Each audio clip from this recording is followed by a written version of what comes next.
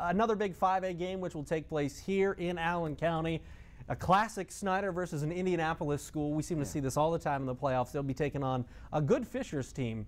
And what do you see as the biggest points of contention if you're a Snider team heading into this week? Well, the first thing, I'm not positive on what the status of Weston Painter is. He injured his leg in the first half, was walking around the second half, told some people there's no way he's not going to play this week, but you know, that's one thing for a kid to say that in the emotion of a football game. It's another for a doctor to say it. So it'll be interesting to see. He's a very key component of their line, and so it'll be interesting to see if he can play. But here's the thing with Fishers. Fishers has been blown out twice this year, and I can't imagine a team blowing Snider out at all. And so I think, once again, just like Carroll and Heritage have done in representing how good the football is in Fort Wayne, I think Snider's going to show Fishers just how good the football is in Fort Wayne.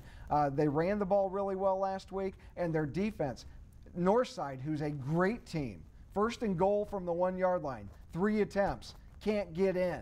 Amazing defense by Snider. Janori Smith ran the ball well, and I tell you, a big part of their success last week, Brandon Phelps at quarterback. I've been a little bit critical of him. I thought he needed to be more consistent, more accurate, a bigger part of the offense. He did it last week. He threw the ball 13 times, or completed 13 passes out of 20 attempts, 169 yards. He was a very effective weapon last week. You get him playing well, plus that running game with Reese and Swain and Janori Smith, and that defense, Fishers is in a world of trouble. I think what's dangerous about Snider is they're so good on special teams, and we saw another facet of that last week. Quentin Daniels returning a punt return for a touchdown, dating back to last year's double overtime game against Bishop Dwenger. We know that these players that are making special teams plays have done it in big scenarios. Josh Spitnell was huge in the first win against Northside back on September 21st.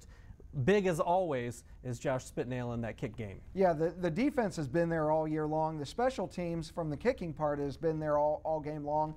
But now they've got the quarterback play to go with that running game. Really, Snider is clicking on all cylinders right now. I think Fishers is in trouble because Snider, they're on a mission. These kids are seniors. They want to win a state championship. I don't think they're going to be denied this year. I'll take Snider by 2 touchdowns. I'll take Snider by 10.